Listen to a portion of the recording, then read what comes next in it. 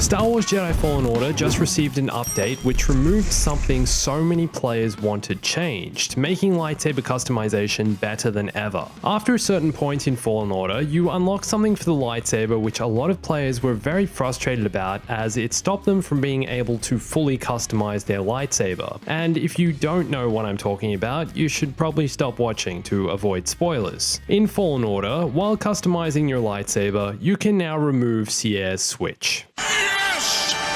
Hey everyone, it's Andrew. Once you get to the stage of the game where Cere gives Cal her lightsaber and Cal goes on to combine it with his own, you weren't able to remove the switch that was part of Cere's lightsaber. This ugly, chunky piece of metal here that really sticks out and looks nothing like any other part of the lightsaber. For a game that offers the most in-depth lightsaber customization in any Star Wars game to date, being unable to remove this from the lightsaber was kind of frustrating. It prevented you from being able to fully customize your lightsaber and have ultimate freedom over how the lightsaber looked. However, with this latest Jedi Fallen Order update, Respawn have added a toggle feature to lightsaber customization, where you can either keep or remove Cere's switch. By removing the switch, the game replaces it with whichever switch you have selected for the other side of your lightsaber. So unlike the emitter, which you can customize for both ends of the lightsaber, you're only able to select one switch, which will duplicate itself for both sides of the hilt. It would be cool to have an option to change the switch on both ends of the lightsaber, but I'm assuming this would require a larger, more intensive redesign of the lightsaber customization mechanics in the game, which is why they just decided to add an option to toggle Cere's switch on and off. Awesome that they listened to community feedback on this though. I know a lot of people were unhappy about being unable to change the switch. I saw a lot of posts on Reddit and Twitter talking about this, people complaining, so really cool that it can now be removed. The hilt looks much cleaner without it, and you can achieve a much sleeker lightsaber design, so props to Respawn for listening. Now, this Jedi Fallen Order update didn't only address Cere's switch, it also introduced an entirely new function to Fallen Order. Photo mode enables you to freeze the game and control a free camera. You can move around Cal and the surrounding area, adjust certain camera settings, and take the ultimate Jedi Fallen Order image. To activate photo mode, you need to go into the settings, controls, and then enable photo mode down the bottom. And once you do this in-game, press down on both sticks on your controller to freeze and start moving the camera. You can go pretty much anywhere within a certain distance of Cal, and I found it great for discovering parts of the game you've never seen before. I went into the ship's air vents to take a closer look at the bogling pet you can find, and you can even take the camera outside the ship and take a shot while it's jumping to light speed, which is super cool. You can create some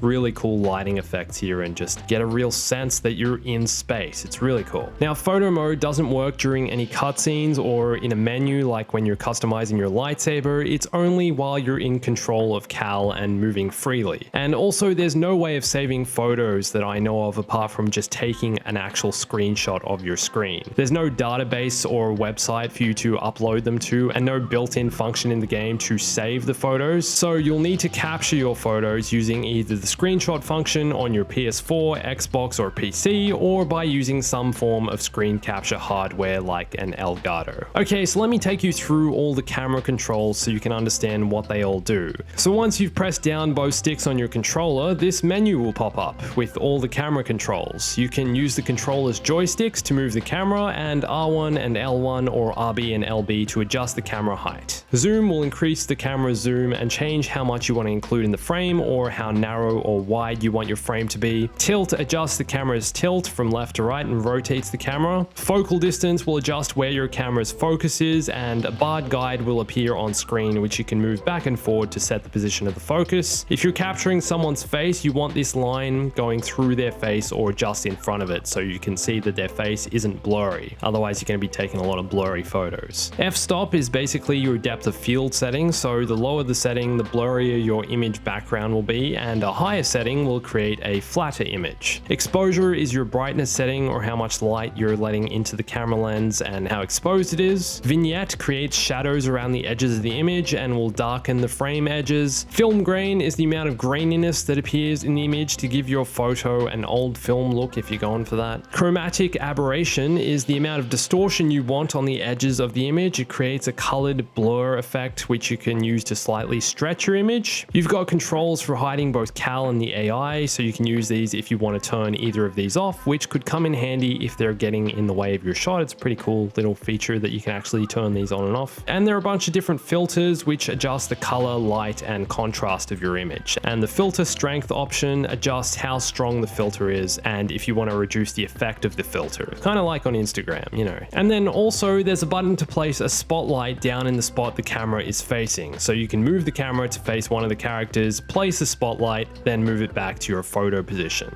This is a really great tool for brightening up parts of your image or creating shadows. I'm actually really glad they included this in the game. It's very cool.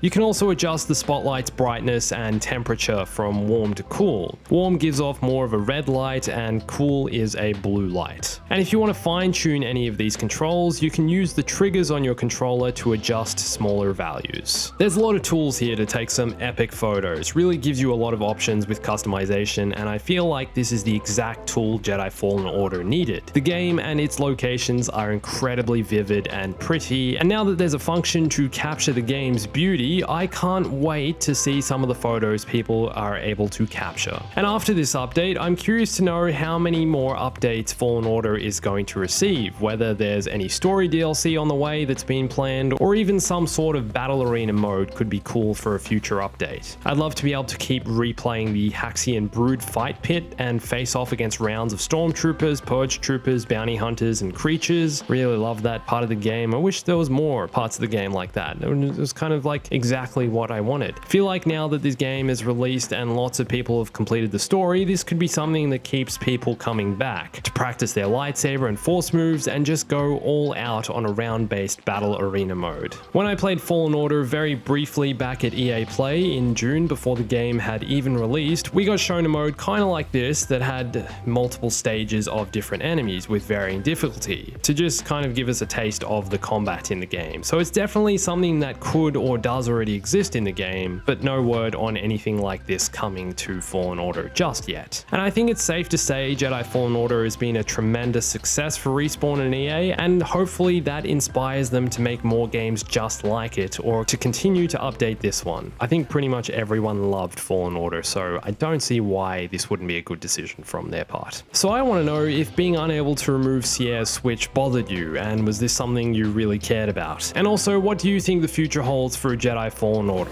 Let me know in the comments. And also, I'd love to see some of the screenshots you guys capture in the game with the new photo mode, so head over to my Instagram, Twitter, and Discord and send me some of your best captures. And if you want more on Fallen Order, go watch my 10 Details You Missed video. I'll tell you where to find this little guy and how to get him on board your ship, because you need him on your ship. He's a shy little pet who Grease doesn't even know is on board. You gotta keep it that way. Gotta keep it a secret. And thanks for watching this. My name's Andrew. I'll catch you soon. Stay bombastic.